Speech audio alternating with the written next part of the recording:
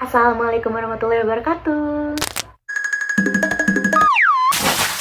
Oke, di video kali ini aku akan share ke kalian tentang tips dan juga pengalaman aku menghadapi dan juga bangkit dari patah hati. Tapi sebelum ke videonya, jangan lupa klik tombol subscribe di bawah ini dan juga nyalain notifikasinya biar kalian gak ketinggalan video-video terupdate dari aku. Thank you.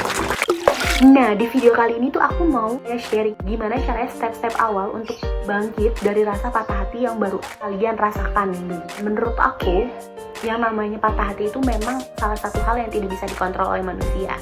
Tapi, ada satu hal yang dapat dikontrol oleh manusia, yaitu otak kita, cara berpikir kita. Nah, setelah kita patah hati itu, kita mau milih untuk tetap terbelenggu dalam satu hal tersebut atau memilih untuk keluar dari belenggu tersebut dan juga menjalani kehidupan seperti biasa gitu.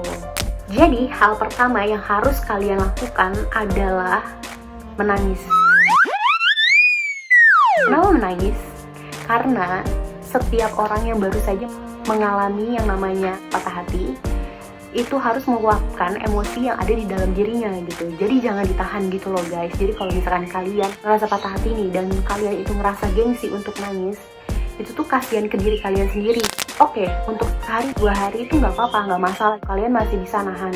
Tapi untuk jangka panjangnya itu nggak bagus, karena nanti kalian tuh akan muter-muter di hal yang sama dan nggak bagus juga untuk hubungan kalian ke depannya, entah itu hubungan dengan pertemanan atau dengan hubungan percintaan lainnya. Jadi sebisa mungkin nangis aja gitu sejadi-jadinya. Walaupun kalian cowok ya udah nggak apa-apa. Apa salahnya cowok nangis? Kan emang nggak ada salahnya juga. Itu tuh menangis tuh bukan berarti kalian lemah.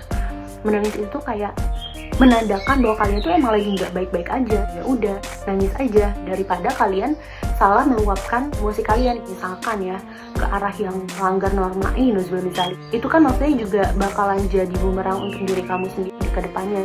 Misalkan kalian meluapkan emosi kalian dengan cara berantem, nah itu kan maksudnya nggak nyelesain masalah gitu loh, malahan menambah masalah lagi yang nanti ke depannya kamu akan mempunyai hubungan yang tidak baik dengan orang itu. Jadi saran dari aku, step pertama yang harus kalian lakukan setelah kalian patah hati itu adalah menangis. Kalau kalian sedih ya udah sedih, kalau kalian lagi pengen murung ya udah murung aja, kalau kalian lagi pengen sendiri ya udah diem aja di kamar, gak usah keluar.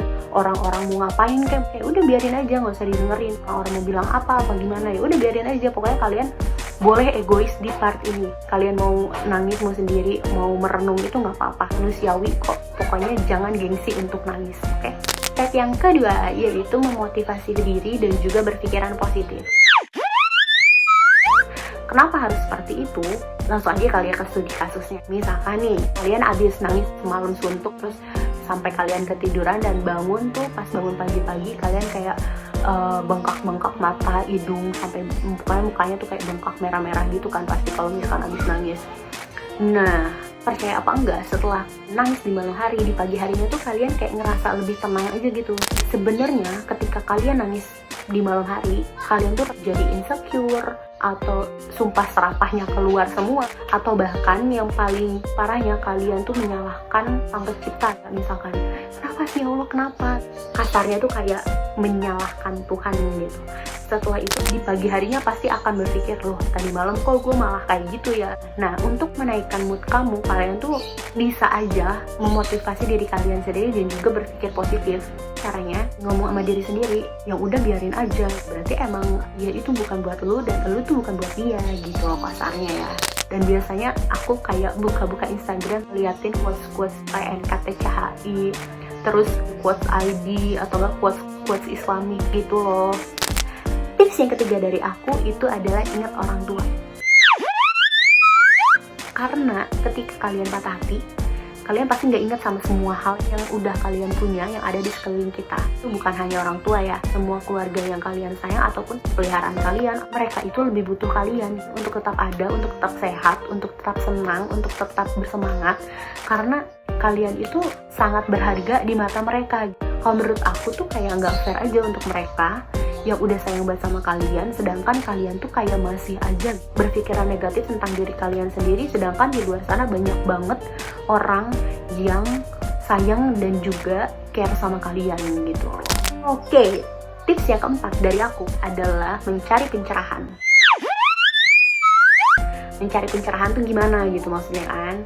Nah, menurut aku, ketika kalian putus hubungan dengan seseorang yang awalnya tuh kalian udah buat dreams yang banyak banget, kayak udah buat planning yang banyak banget ke depannya sama orang itu, dan seketika hancur, kita tuh kayak butuh tujuan untuk hidup lagi gitu loh, butuh planning ke depan, kita tuh mau apa. Nah, cara aku mencari pencerahan tuh lebih mendekatkan diri ke sang pencipta sih. Kan kalau aku nih muslim ya, kayak lebih mendekatkan diri sama Allah aja gitu. Misalkan nih, lebih kayak nanya juga sih, ya Allah ini tuh sebenarnya gimana gitu, aku tuh lebih baik gimana, kalau misalkan kayak gini bagus nggak ya gitu. Mungkin kedengarannya klise, tapi sebenarnya pas kita lakuin dan kita jalanin, kayak ada aja gitu jawaban-jawabannya. Nah, untuk tips yang kelima atau hal kelima yang harus kalian lakukan setelah patah hati itu adalah cintai diri kalian sendiri atau self love. Kenapa demikian?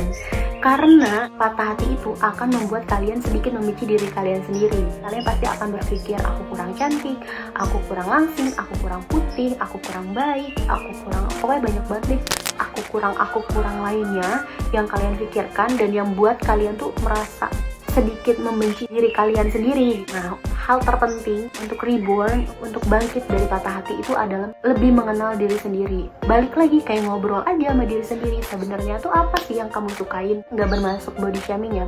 Sebenarnya nyari apa? Nyari body goals gitu.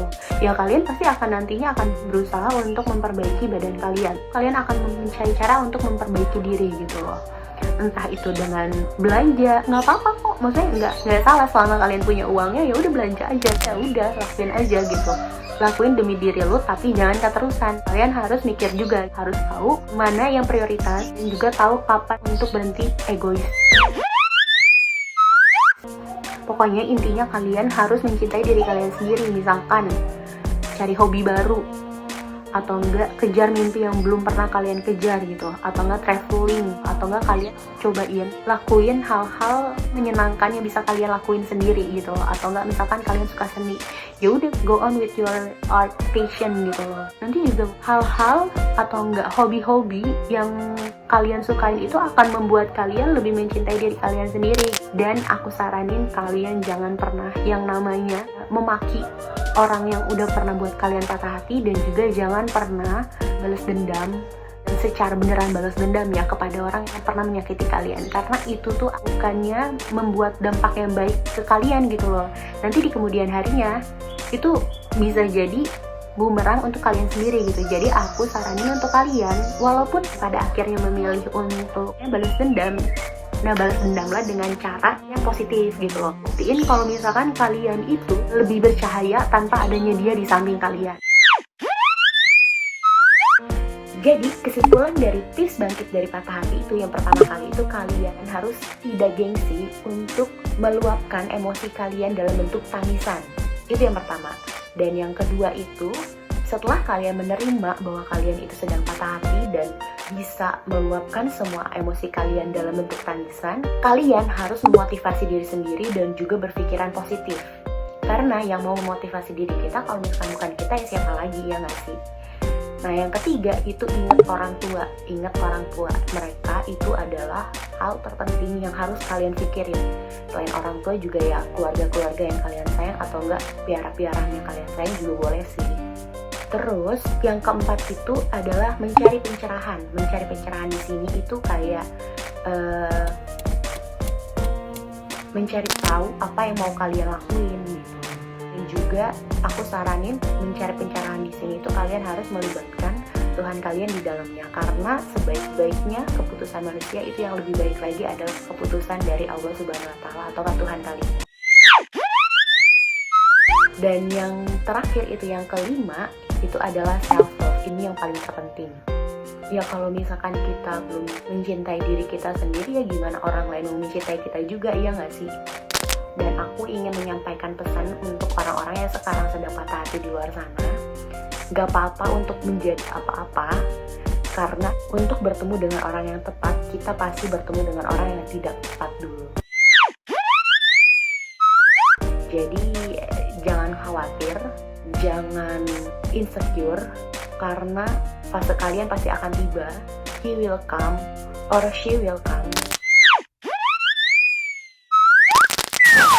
Thank you for watching this video. Kalau misalkan kalian suka sama video ini, jangan lupa di like, di komen, dan juga di share ke teman-teman kalian ya. Sekian video dari aku. Wassalamualaikum warahmatullahi wabarakatuh.